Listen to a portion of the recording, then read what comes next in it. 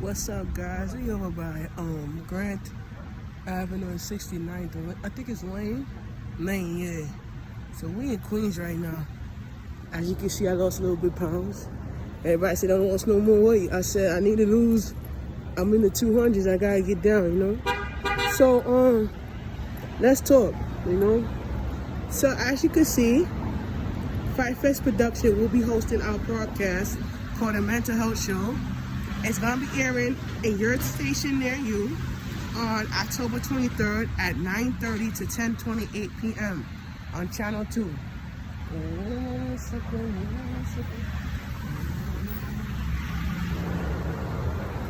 Right. So this is where we at right now. So mental health for me is a stage where I go and I walk around the areas though, and I see a lot of people going through a lot of guilt in their life, And I can tell you right now, guilt means a lot of things that goes on in their minds, Queens is a higher population of a lot of mental health around this area, where people suffer with heroin addicts, drug addicts, certain type of things that you could see in the world that's coming to where these people are going through, And that's why I come to the areas to help, to get them off of the meds, to get them off of the drugs and get them clean, So it's like a good thing that I'm doing it.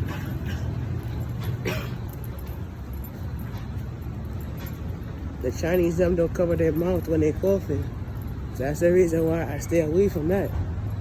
Because I had COVID 2 days ago. It ain't easy to have COVID. But I'm better now though.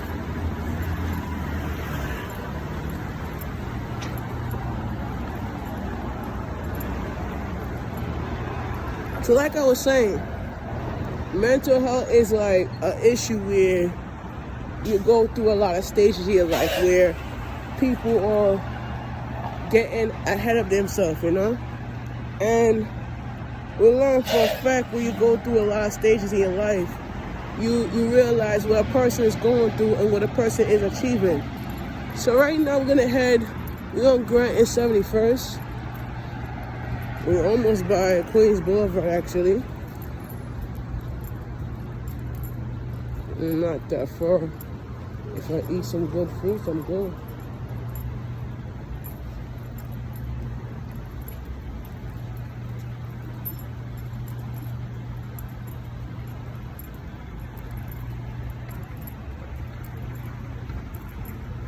It's best if I hop on the 59.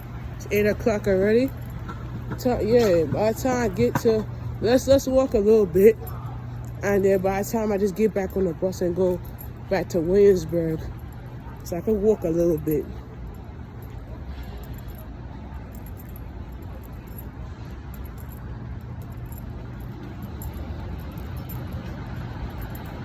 So pretty much about 8 o'clock.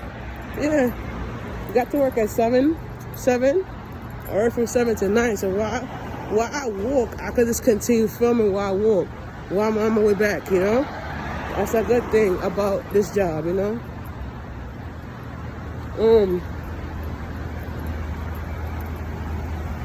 gonna show you a little bit about my story as you guys don't know.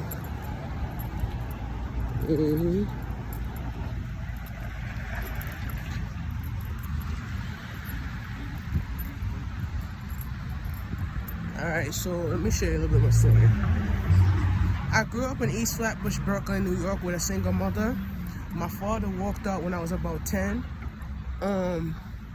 The reason why I became an entrepreneur and a filmmaker is because I want to experience the film industry. I've been doing it for 7 years as an entrepreneur, and I would like to expand my what we call it,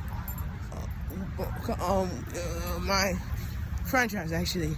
So growing up with a parent, it was kind of struggles for me. I was broke, I ended up on the streets begging for help, and nobody want to help me out.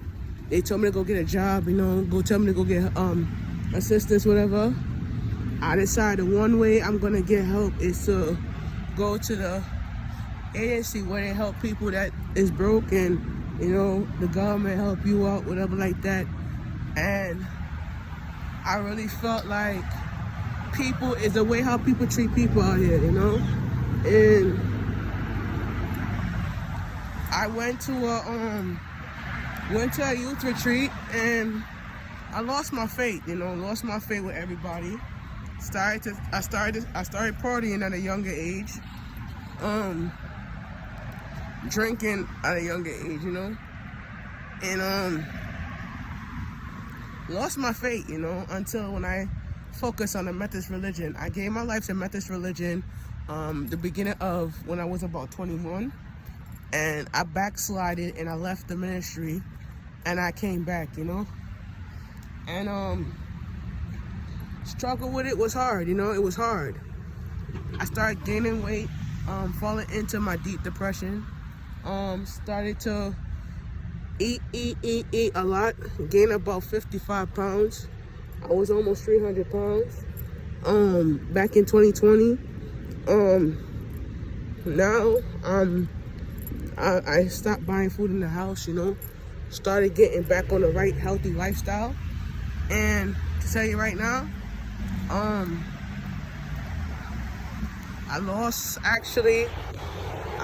this is my stomach used to be this big, and my stomach used to be this big actually. I couldn't fit in my clothes, and every time I walk on the street, I had my belly out like this, and people used to stare at me and say, why this person look pregnant, or this person look big, and started like,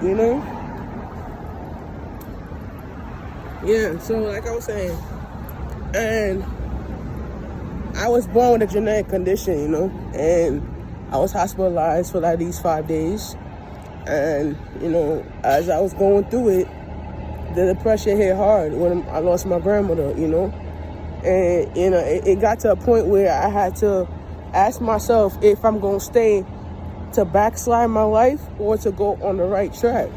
I decided to go on the right track, because if I backslide my life, I would have ended up on the streets begging, on the corners begging. You understand what I'm saying? But that was not what I was in. I felt like if I was in that goal and I was in that module, and as I in that respect or whatever like that, I learned from a fact that whatever I went through, a person is going through it with me. You feel me? If I walk on water, the person walking on water with me. You feel me? But you gotta understand that life have a lot of boundaries that you have to set, And I learned about it, I learned about the boundaries and respect that I get,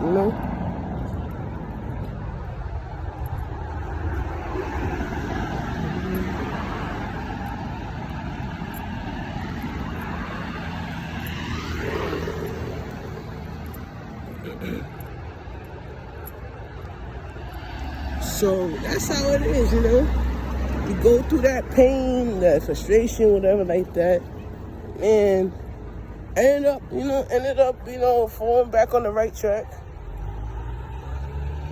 And guess who prayed for me too to get back up? My aunt Anita was a prayer warrior. My aunt Latoya, Auntie Karen, they were prayer warriors to get me back on track, I was going down the wrong road, and they was like the guardian angels, that could get me back on the right track, Yeah, so it was all that prayer, all that anointing, all that shanda, all that prayer warriors, all that prayer people that was in my zone, was in my levels, it was in my understanding, But at the end of the day, I just worry, I don't worry about people, but I worry that if I look back on my life now from before, I would have focused on my life now, you feel me? But the thing about it is, when you open up new doors in your life, you ended up building up a lot of baggage that you had, And I had to release that baggage and put myself in a position where there's somebody out there that's going through the same thing that I'm going through. And I can help them out and say, listen, you're not alone, you feel me? So, tell you right now, if you are a person that's backsliding and you are a person that addicted to smoking weed and drugs and heroin addicts, this message is for you. You feel me? Change your life. Get your life together. You know, quit the drugs, quit the prostitution, quit the gang-related violence, quit that. You know? Get back on your life. Get back on your roots. Get back to where you first met yourself, you know? Don't worry about, let me tell you, don't follow your friends. Lead yourself to the right position, you feel me? Because if you lead yourself, you more activate and more be positive of what you thankful for, you feel me? That's what I'm going to say, you know?